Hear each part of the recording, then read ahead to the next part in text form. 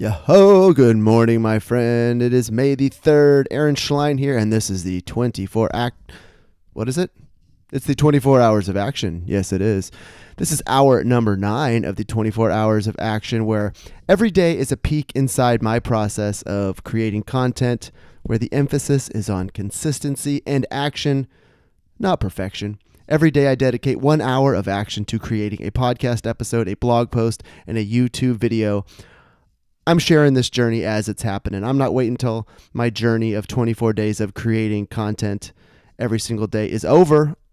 I'm bringing you on that journey with me, and we are on hour number 9 of the 24 hours of action journey. If you haven't already, please head over to 24 hours of action.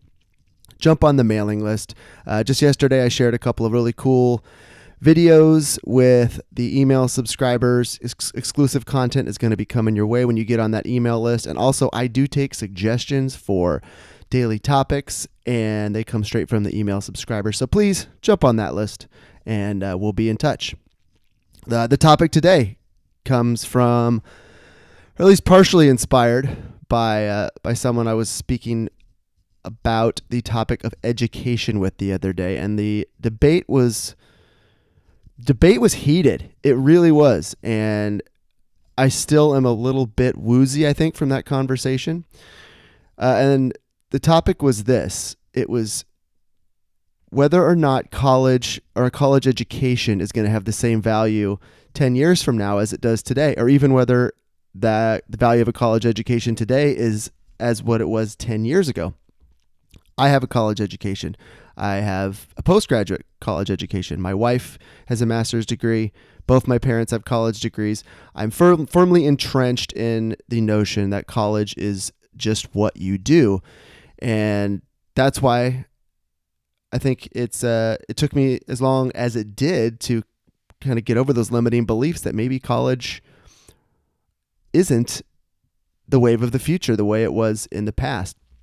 And so I'm firmly in the camp that says that there are going to be other very extremely viable and potentially better options in the future for my kids 10, 12 years down the road, better options than the traditional college route.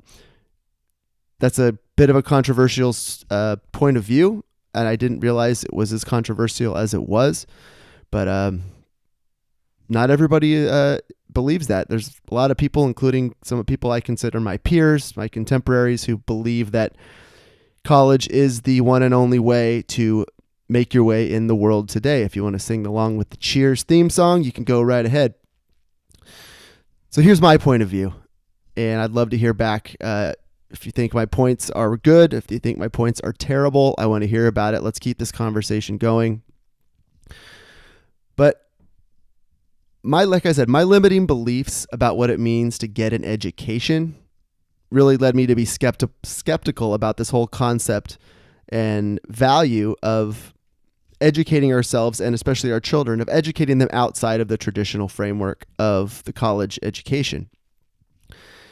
But at the same time, I really pride myself on at least trying really hard not to continue just doing things a certain way, simply because that's the way I've always done them. I don't think that's the best way to live your life. I don't think that's the best thing for the good of the country or the world or of mankind.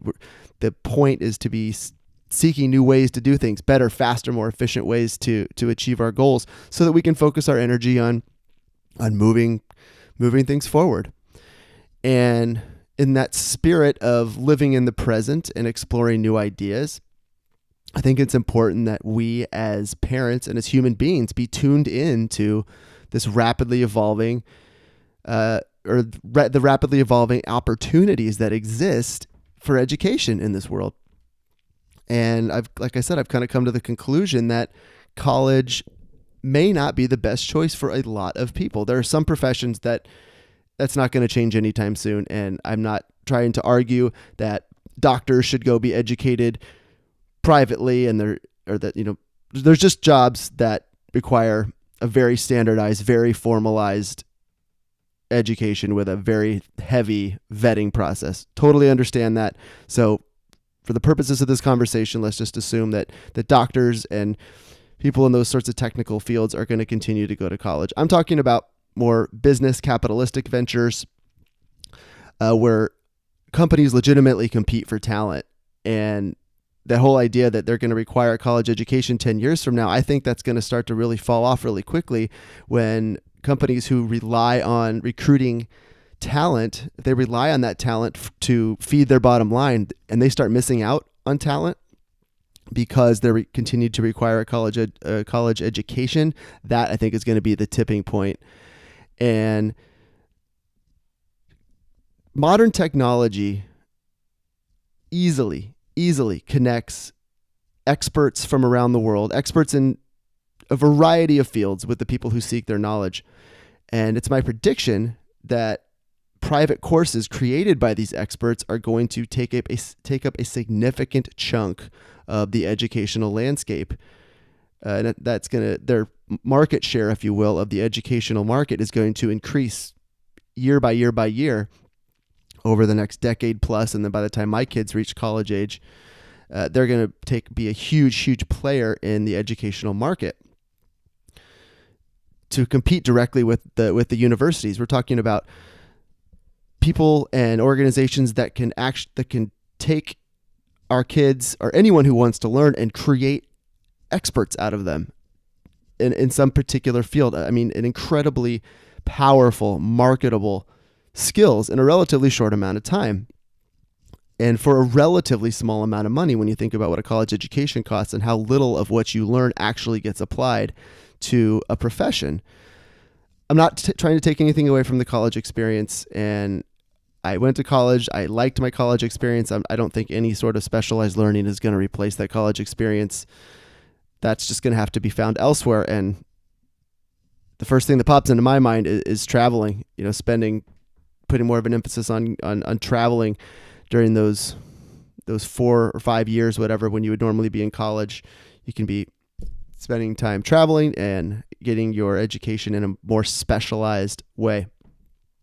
But real quickly here before I wrap up, I just want to talk about my journey, because I wasn't always in this camp. Until fairly recently, I was one of these college is the only way types of people. And the two biggest obstacles that I still see on the landscape are, number one, there are many jobs that still require a college degree. That's going to encourage some percentage of parents, some percentage of kids to want to go the traditional college route. And two, and this is probably the biggest one, for now at least, there is a lot of specialized learning. A lot of it's online. There's a lot of it out there. There's tons of options. And for the most part, it goes unscrutinized in terms of what people are actually learning, what expertise, what knowledge, what skills people actually come out of these programs with. To me, there's one silver bullet that's going to really correct both these issues, and that's capitalism. Quite simply, because number one, companies who maintain that old world standard of demanding a college degree, like I said before, they're going to pass on talent. They're going to miss out on talented individuals who are going to get snapped up by more progressive competition, and the market's going to force these sorts of companies to rethink their hiring standards if they want to survive. And then capitalism on the quality of the learning side. Capitalism is going to ensure that quality learning ventures rise to the top and the poor ones fade away into the darkness where they belong. And the good ones are going to live. The bad ones are going to die, because people vote with their dollars. And if there's a quality opportunity to gain legitimate skills, legitimate expertise, legitimate knowledge in a particular field of study, if the learning is high quality, people are going to pay for it. If the learning is lousy, people are not going to pay for it, and word of mouth will spread. The good will live on, the bad will die quickly. So capitalism rules there. I love it. So just something to think on, something to chew on before we wrap up here.